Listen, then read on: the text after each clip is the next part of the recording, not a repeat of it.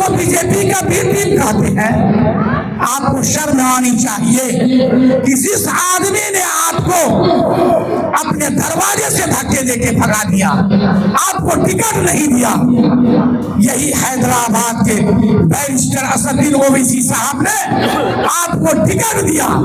और जिस यकीन और विश्वास के साथ जो कि हाट के पूरे अवामुन्नास ने आपको 60,000 वोट देने का काम किया, आज उसको बीजेपी का टीम कहते हैं। शायद आपको कहीं न कहीं आपके अंदर आपका जो ज़मीर है वो मर चुका है। बेशर्मी की हद हो गई। जिस पार्टी से आप जीते उस पार्टी को आप कह रहे हैं वो बीजेपी का टीम है। अल्लाह ताला ने, देखिए ये चारों गद्दार थे जिन्होंने बैरिस्टर जैसे असदुद्दीन ओवैसी साहब, जो पूरी दुनिया के मुसलमान उसके ऊपर पूरी यकीन और टकटकी लगा के देखता है कि ये आदमी जो कुछ भी बोलता है कानून के दायरे में और शरीयत के दायरे में बोलता है, ये चारों ने उसको धोखा दिया।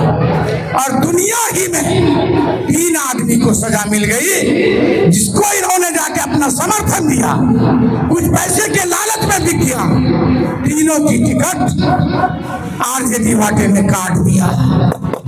एक आदमी बचा है जो कि हाट विधानसभा में है, शायद जिसने यहाँ के पूरे मुसलमानों का अकीदा तोड़ा है, पूरे मुसलमानों का विश्वास तोड़ा है, सभी जो कि हर मुसलमानों के धोखा दिया है।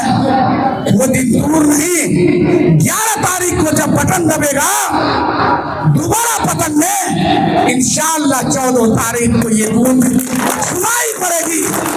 शाहनवाज, तुमने मुझसे धोखा किया था, मैं उसका सिला तुम्हें हरा करके दिया। मैं पूरे यकीन के साथ कहता हूँ, अगले बार 13 दिन में 60,000 लोगों ने मजलिस को वोट दिया था, लेकिन इस बार अल्लाह के जात से मैं पूरी यकीन के साथ कहता हूँ, इस बार MIM को मजलिस के उम्मीदवार को 1 लाख पार वोट देने का मन बना चुका है। इसलिए आप लोग मेरे घर के हैं, आप जो मेरे लिए कहीं दाई बन के जाएंगे, वर्कर बन के जाएंगे, वो मेरे लिए एक प्रमाण होगा कि गुजरी, मियापुर, मालदवार, आमगाछी का लोग बोलता है। इसका मतलब कहीं न कहीं 25 साल तक जिस आदमी ने उस पंचायत का नुमाइंदगी किया है, ये बातें सही होगा। और इस 25 साल के अंदर जब मैं गुजरी का मुखिया नहीं रहा, तब भी मेरी जरूरत अगर रात के 12 बजे भी पड़ा है, जितने लोगों ने जहर खाया, अगर फांसी लिया, ये मुर्शीद आलम केस होने नहीं दिया है। ये प्रमाण है गुजरी की धरती का। जब तक मेरी जरूरत पड़ी, मैं रात के 12 बजे भी मसीहालत होकर के पूरी तरह से मेल मिलाप करके कोई ऐसा केस होने, मुकदमा होने नहीं दिया, ताकि जिससे मेरे कौम और मिल्लत के लोग बर्बाद हो जाए। तो कहीं न कहीं खिदमत करने का मौका मैंने मुझे दिया था। इसी बिना पर गुजरी हाट के जनताओं ने मुझे मुखिया बनाया। मैं सब लोगों से करवत अपील करूंगा, मोतबाना गुजारिश करूंगा, आप सभी लोग इस बार मन बना लें कि मुर्शीद आलम का हमें सभी जनता, जितने लोग हैं इस 3 पंचायत में, सभी वर्कर हो जाए। जहां जहां रिश्तेदार है, जहां जहां जानने वाले लोग हैं, उनके यहाँ आप पहुंच जाए, दावत लेके पहुंच जाए। क्योंकि आप जब किसी बात को कहेंगे वो बात बहुत मानने लायक होगी, क्योंकि मेरे खिदमत को आपने देखा है। मैं 25 साल तक मैं खिदमत किया हूँ, और आप ही लोगों को देखकर, आप तीनों पंचायत के ताकत को देखकर मुझे टिकट मिला है। वो टिकट आपके बुनियाद पर मिला है। मेरे सामने हमारी ताकत कुछ नहीं है, आपकी ताकत मेरे साथ रही है। 25 साल से आपने मुझे सींचा है। इंशाअल्लाह इस बार खड़े हो जाइए। इस बार वो दिन दूर नहीं जिसका सदियों से इंतजार है हम सब लोगों को। इंशाअल्लाह 14 नवंबर को जिस दिन गिनती होगी, इंशाअल्लाह मेरा मानना है इस बार मेरा आधा भी वोट नहीं लाएगा। लोग 14 महीना की मेरी मेहनत को देखा है। हर गांव में, हर पंचायत में जाके मैंने 100 से ज्यादा सभा किया है। सभी पंचायतों में मेरा संगठन है, सभी जगह मैंने मेहनत किया है। इसी मेहनत की बुनियाद पर मुझे टिकट भी मिली है। नहीं तो आइंदा अगर वो भूल हो गई तो कोई भी पार्टी वाला इस पलासी वाले पर भरोसा नहीं करेगा। एक ही चीज कहेगा कि वहां के लोगों को वोट नहीं देता है, इसलिए टिकट नहीं दो। अगले बार जो गलती हुई है, इस बार टिकट को अस्थायी करने की जरूरत है और मुस्तहकम इरादे से ये अहद लेने की जरूरत है कि हम लोग MIM के साथ, मैं MIM पर अब कुछ कहना चाहता हूँ। ये मजलिस-ए-इत्तेहादुल मुस्लिमीन क्या है? ये मजलिस-ए-इत्तेहादुल मुस्लिमीन दबे कुचले गंगे मजलूमों की आवाज बैरिस्टर असदुद्दीन ओवैसी और MIM है। आप ये जानिए, जो MIM को वोट दिया, जो देना चाहते, जो करना चाहते, आज की वो जरूरत है। पूरे हिंदुस्तान, पूरे बिहार में ये जरूरत है। आपकी क़यादत खत्म होते जा रही है। जिसने MIM के लिए काम किया, गोया के अपने लिए काम किया, कहीं न कहीं वो क़यादत करने की बात कर रहा है। तो MIM के लिए काम करना, अपने लिए काम करना, आज तक की जो तारीख है, हम लोगों ने जिन पार्टियों को वोट दिया वो मेरे लिए नहीं। जब अगले बार मजलिस ने वोट दिया, कहीं न कहीं ये बातें समझ में आ रही है कि उसने अपनी क़यादत खड़ी करने के लिए वोट दिया। हम लोगों को कहीं न कहीं इससे सीख लेनी चाहिए कि आज पूरे हिंदुस्तान और बिहार में जो खलफसार है, जितने फसादात हो रहे हैं, उस फसादात को रोकने के लिए कहीं न कहीं आपको क़यादत खड़ी करने की जरूरत है। एक व्यक्ति से पार्लियामेंट में आपकी आवाज मजबूत नहीं हो सकती है।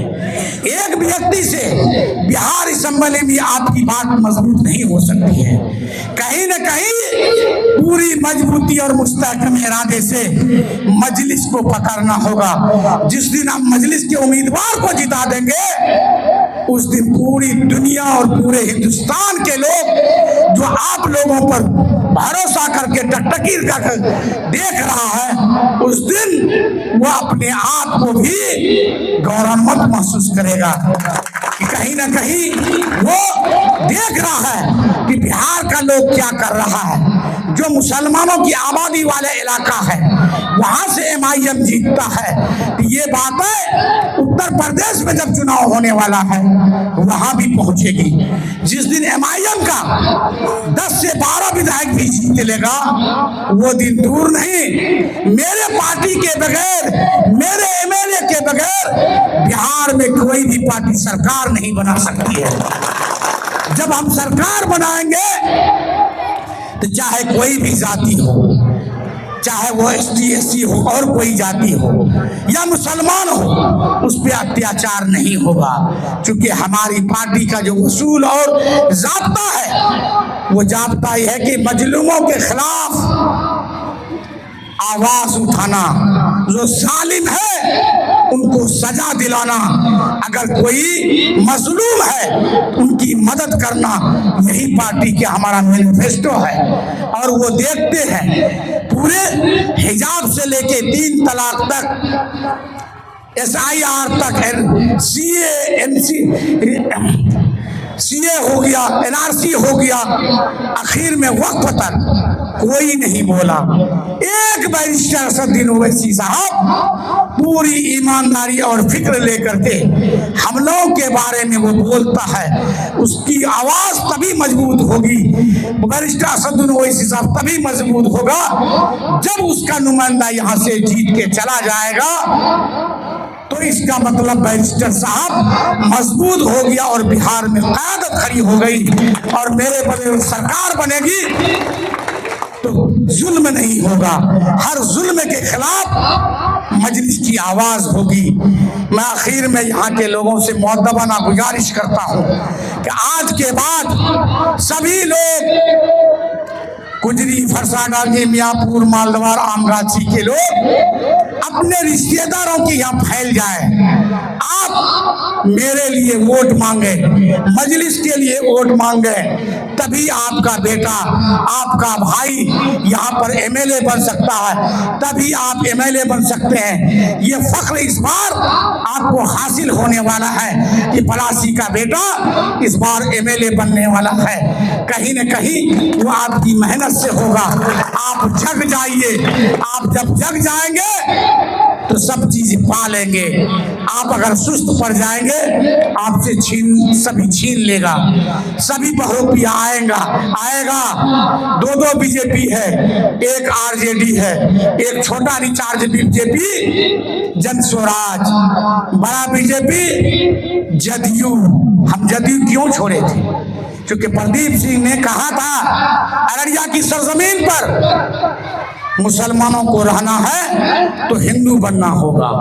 यहाँ सभी जाति आप जानते हैं, ये गंगा जमनी तहजीब है। इस मुल्क में, इस जिला में हिंदू मुस्लिम सभी को रहने का इख्तियार हासिल है। जमहूरियत में हम लोग आपस में मिल के रहते हैं। अगर किसी हिंदू समाज के यहाँ कोई श्राद्ध होता है, कोई मर जाता है, शादी होती, हम जाते हैं, वो मेरे यहाँ आता है। इस तहजीब को कहीं न कहीं तार करने की कोशिश किया है। उस दिन मुझे ये महसूस हुआ कि अब इस पार्टी में मैं नहीं रह सकता हूँ।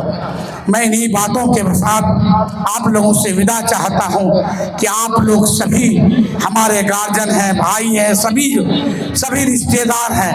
आप लोग कहीं न कहीं हमारे लिए कूच कर जाइए। हम एक वक्त की रोटी आपको खिला करके, मेरी औकात नहीं है कि 500-200 रुपया दे करके आपको कहीं ले जाए।